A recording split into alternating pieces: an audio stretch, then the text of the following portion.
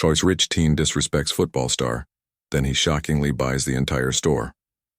Oliver walked into the fancy sports shop in London with his 3 friends trailing behind him. At 17, he had everything money could buy. His father owned big companies across England, and Oliver never heard the word no in his life. The shop was busy that afternoon. People moved between racks of expensive trainers and football kits. Oliver didn't notice them. He only saw things he could buy. I want those limited trainers. Size 10. Now, Oliver said without looking up from his phone. The shop workers rushed to help him. A young woman named Emma brought 3 boxes, but Oliver frowned at everything she showed. These are last month's style, he complained loudly. Don't you have anything better? My father pays your salary with what he spends here. Emma's face turned red, but she kept smiling. I'll check the back room, sir. Oliver's friends, William, Thomas, and George, laughed at his rudeness. They always did. Oliver liked that. It made him feel powerful. In the corner stood a tall, broad man looking at football boots. He wore a simple jacket and cap, but something about him seemed familiar. Oliver didn't care. He walked across the shop and bumped into the man's shoulder. Watch where you're standing, big man, Oliver said rudely. The man turned around with a kind smile. His cap shifted, and Oliver suddenly realized who he was. James Wilson, England's most famous football player, the captain who led England to victory last year, the man whose charity helped thousands of poor children. No worries, young man. We all share this space, James said politely. Oliver's friend stopped laughing.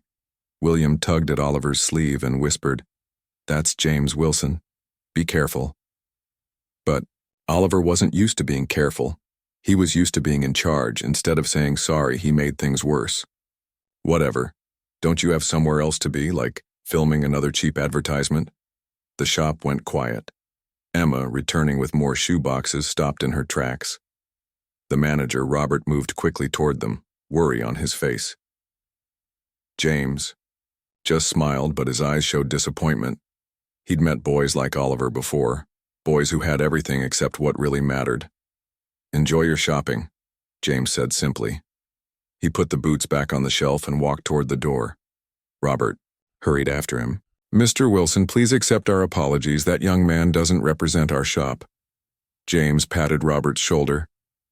No need to worry. I was young once too. He looked back at Oliver for a moment before leaving. Oliver felt strange. People usually got angry when he was rude. They shouted or complained. James had done neither, and somehow that felt worse. That was James Wilson, Thomas said, his voice low. My dad says he's built 20 football fields in poor areas. He visits sick kids in hospitals every week. So what? Oliver said, but his voice didn't sound as confident as before. Emma returned with the trainers. Oliver tried them on, but they didn't feel right anymore. Nothing did. He bought them anyway, spending more money than most people earn in a week, just to prove he could. As they left the shop, Oliver noticed Robert talking to his staff. Their faces looked worried. He heard words like sales down and might not make it through winter. For the first time in his life, Oliver wondered if his actions affected others. It wasn't a comfortable feeling. His phone rang. It was his father. Oliver answered, expecting their usual short chat about nothing important. Instead, his father's voice sounded strange, serious, scared. Oliver, come home now. We need to talk. Everything is about to change. Oliver rushed home, his mind racing, with worries about his father's strange call. When he arrived at their large house in Hampstead, he found his father sitting in the dark living room. Dad, what's happening? Oliver asked. Mr. Reed looked up, his face tired and older than Oliver had ever seen. Sit down, son.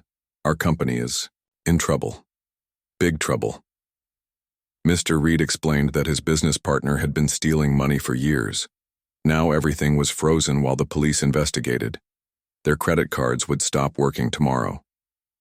We're not poor, his father explained, but we need to change our ways. I've been too busy making money instead of raising a son with good values. Oliver couldn't believe what he was hearing. But what about school, my car, my friends? You'll finish school, we still have the house, but the car must go back, and your friends—" Mr. Reed paused. "Real friends stay during hard times. You'll see who really cares about you now." The next morning, Oliver's phone buzzed with messages. News about the Reed family's money troubles had spread online. But none of the messages were from William, Thomas, or George. At school, people whispered when Oliver walked by. His usual lunch table was full. No one saved him a seat. When he tried to join William and the others, they suddenly needed to study in the library. For the first time in his life, Oliver felt truly alone. That weekend, the judge ordered Oliver to do community service for speeding in his now-returned sports car. He was sent to help at Oakwood Community Center, a place in a part of London Oliver had never visited. "You'll be helping Mr. Parker with the children's activities," said Mrs. Jones, the center manager. 10 hours every Saturday for 8 weeks. Mr. Parker was a kind old man who ran football games for local children. Most of them came from families without much money. "Just set up the cones for practice," Mr. Parker told Oliver. "And try not to look so unhappy. These kids have real problems, not like losing a fancy car." Oliver worked silently, feeling strange. In his designer clothes while the children played in worn trainers and faded shirts. They didn't seem to mind. They laughed and played with more joy than Oliver had felt in a long time. During water break, a small boy named Jack approached Oliver. "Are you really a millionaire?" Jack asked. "Tommy says you are." Oliver didn't know how to answer. "I was, I guess. Not anymore." Jack thought about this for a moment. "That's okay. My dad says money doesn't make you happy anyway." "Your dad? Sounds smart," said a familiar voice behind them. Oliver turned around and froze. It was James Wilson, the football star he had been rude to at the sports shop just days ago. "Mr. Wilson comes every other Saturday to help coach," Mr. Parker explained. "The kids love it." Oliver wanted to run away.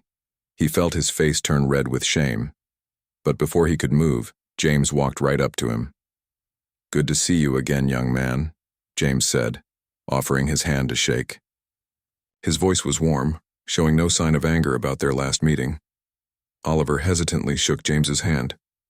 I'm sorry about what happened at the shop. I was wrong to speak to you like that." James smiled. "Everyone makes mistakes. What matters is what we learn from them." He looked around at the children getting ready to play again. "Want to help me coach these kids today?" That afternoon changed something in Oliver. He watched how James treated every child with respect. He saw how the famous football star got on his knees in the dirt to tie a young girl's shoelaces. How he praised their efforts, not just their skills. How he remembered all their names and asked about their families. When the session ended, the children surrounded James, laughing and asking for autographs. He signed every paper and jacket they offered, never rushing, giving each child his full attention. "They love you," Oliver said as they packed up the equipment. "These kids don't need another famous person to look up to," James replied. "They need adults who show up consistently and care about them. That's worth more than fame." As Oliver walked home that evening, he couldn't stop thinking about James's words. For the first time in his life, he wondered what he was worth beyond his father's money. For the next few weeks, Oliver returned to the Oakwood Community Center. At first he only went because the court ordered him to, but soon he found himself looking forward to Saturday mornings. "You're early today," Mrs. Jones said one Saturday when Oliver arrived an hour before his usual time. Oliver shrugged. "I thought I could help set up." The truth was that Oliver had nowhere else to go. His old friends still avoided him. His large house felt empty, now that most of the staff had been let go. Even his father was rarely home, busy trying to save what was left of his business. At the center, though, Oliver was just another helper. The children didn't care about his family's money troubles. They only cared if he could play football with them or help with their homework. Little Jack had become Oliver's biggest fan. The 8-year-old boy followed Oliver everywhere, asking endless questions. "Why do rich people have swimming pools when they could just go to the beach?" Jack asked one day while they set up goals. Oliver laughed. I never thought about it like that. My mum says thinking about stuff is free, Jack replied wisely. On the third Saturday, James Wilson returned to coach. He nodded at Oliver with approval. Still here, I see, James said, smiling. Good for you. Oliver helped James run the football drills. He was surprised to find he enjoyed teaching the younger children. Their faces lit up when they managed to kick the ball straight or make a good pass. After the session, James invited Oliver for a cup of tea at the small cafe next to the center. How are things at home? James asked. Oliver stared into his cup. Hard. Dad's trying to fix everything, but it's complicated. People he thought were friends have turned against him. James nodded. Money shows you who people really are. Both, when you have it and when you lose it. I miss some things, Oliver admitted. But I don't miss who I was. I was awful to people, wasn't I? You were, James agreed, not sugarcoating it. But you're changing. That's what matters. As they talked, Robert, the manager from the sports shop, walked into the cafe. He looked tired and worried. When he saw James, he came over to say hello. How's business? James asked. Robert shook his head. Not good. The shop's been struggling. For months. I think we'll have to close before Christmas. 12 people will lose their jobs. Oliver felt a strange twist in his stomach. He remembered how rudely he had treated the staff there. Emma, who had helped him with patience despite his behavior. The older man who always kept the shoe sizes organized. After Robert left, Oliver couldn't stop thinking about the shop. Something on your mind? James asked. Those people might lose their jobs because shops like that are struggling, Oliver said quietly. And all I ever did was make their jobs harder. James studied Oliver for a moment. You can't change the past, but you can always change what you do next. That evening, Oliver went home and found his father in his study. For the first time in weeks, Mr. Reed looked hopeful. Good news, he said. The investigators found proof that I wasn't involved in the fraud. Some of our accounts will be unfrozen next week. Oliver sat down across from his father. Dad, can I ask you something important? Of course. Could we help people who are going to lose their jobs? Like the sports shop in town that's about to close? Mr. Reed looked surprised. You want to help save a shop? Not just the shop, Oliver explained. The people who work there. They have families, bills to pay, and... He hesitated. I wasn't always nice to them when we had money. His father studied him for a long moment. You've changed, Oliver. Is that good? Mr. Reed smiled, his eyes a little wet. It's very good. Tell me more about this shop. Later that night, Oliver called James Wilson. I have an idea, he said, but I need your help to make it work. James listened carefully as Oliver explained his plan. When Oliver finished, James was quiet for a moment. That's a big thing you're suggesting, James finally said. Are you sure you're ready for that responsibility? No, Oliver answered honestly, but I want to try. Then I'm in, James said. Let's meet tomorrow and work out the details. For the first time in weeks, Oliver felt excited about the future, not because of what he could get, but because of what he could give. Oliver and James met the next morning at a small cafe near the sports shop. Together, they studied the papers Oliver's father had sent over. The shop's not making enough money to cover costs, Oliver explained. But it's not hopeless, it just needs new ideas. James looked at the numbers carefully. What's your plan then? Oliver pulled out a notebook, filled with drawings and notes. We turn half the shop into a community space. We can teach kids about sports, health, and even business. The other half stays a shop, but we add local sports team gear and affordable options. James nodded slowly. So the shop becomes more than just a place to buy expensive trainers. Exactly. People will come for the community programs and then shop while they're there. And we hire teens from the community center to work part-time. That afternoon, they met with Robert at the sports shop. The manager's eyes widened when Oliver and James explained their idea. You want to buy the shop? Robert asked in disbelief. But why? Because everyone deserves a second chance. Oliver said quietly, including me. The following weeks were busy. Oliver's father agreed to provide the money needed to buy the shop. James used his connections to get support from sports brands and his charity foundation. Oliver worked on the business plan, using everything he learned in school and from his father. One challenge remained, convincing the shop staff to trust Oliver after how he had treated them. Emma, the young woman who had helped Oliver during his last visit, crossed her arms when he called a staff meeting. "Why should we believe you care about our jobs?" Oliver took a deep breath. "I don't blame you for doubting me. I was horrible to all of you. But people can change. I have changed." He showed them his plans for the shop. "This isn't just about saving your jobs. It's about creating something better for everyone." Robert supported Oliver. "I've seen the numbers. This plan could work."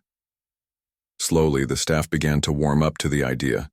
Even Emma offered some suggestions to improve the community space design. The hardest conversation was with Oliver's old friends. He found William, Thomas, and George at their usual cafe after school. "Look who's back," William said coldly when Oliver approached their table. "Need money for the bus home?" Oliver ignored the jab. "I'm working on a project to save the sports shop in town. We're turning half of it into a community space where kids can learn about sports, health, and business." The boys exchanged confused looks. "Why are you telling us?" Thomas asked. "Because you all play sports. You know things. You could help teach the younger kids." Oliver held out some papers. "It won't pay much at first, but it's a real job. Better than just spending your parents' money." George took the papers first. "Is James Wilson really involved in this?" "He is. He's there every Saturday." "I'll think about it," George said, which was more than Oliver had expected. As renovation on the shop began, Oliver split his time between school, the community center, and the project. His grades improved because now he had a reason to learn. Everything he studied might help with the shop. Mr. Reed noticed the change in his son.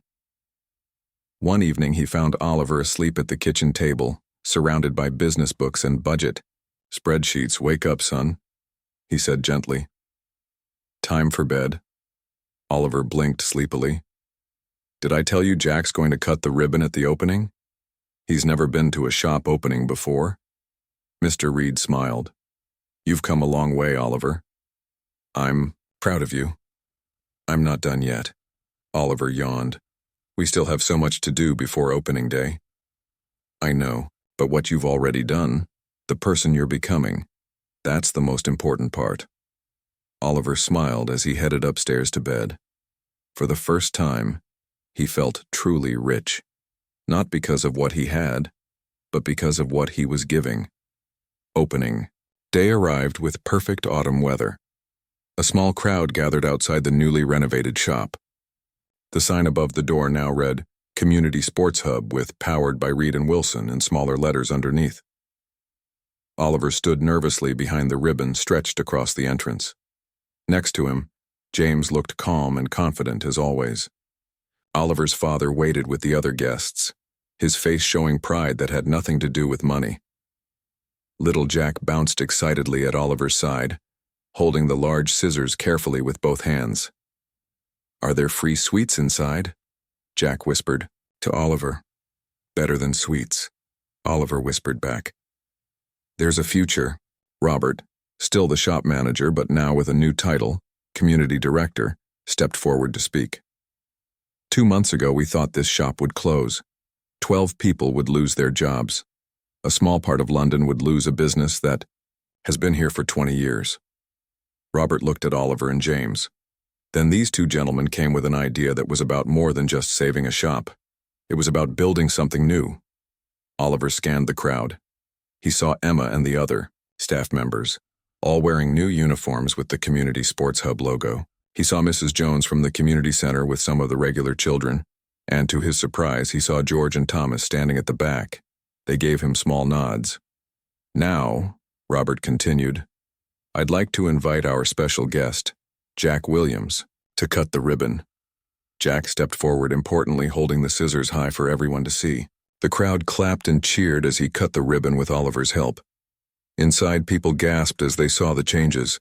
The front half of the shop still sold sports gear, but now there was a mix of expensive brands and affordable options. The back half had been transformed into a bright, open space with tables, chairs, and a small football pitch with soft flooring.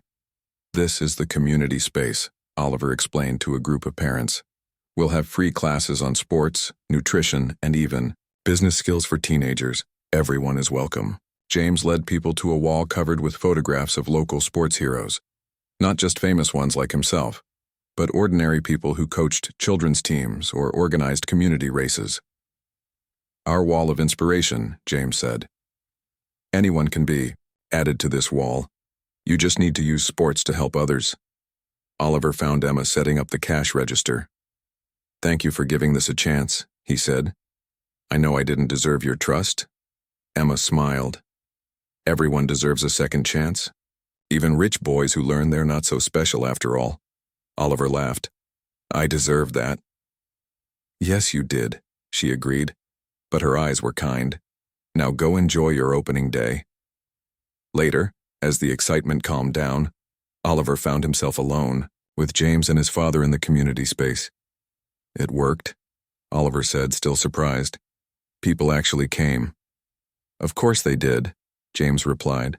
"This isn't just a shop anymore, it's somewhere people belong." Mr. Reed put his arm around his son's shoulders. "I spent years building a business empire, but I never built anything as important as what you've done here, Oliver." "I had help," Oliver said, looking at James. "Everyone needs help," James said. "That's the point. We're stronger together." A month later, the community sports hub was busier than the original shop had ever been. The classes were full. Local teams ordered their gear through the shop. Even William had finally visited, reluctantly signing up to help coach the under-10s football team. Oliver still worked at the shop every Saturday.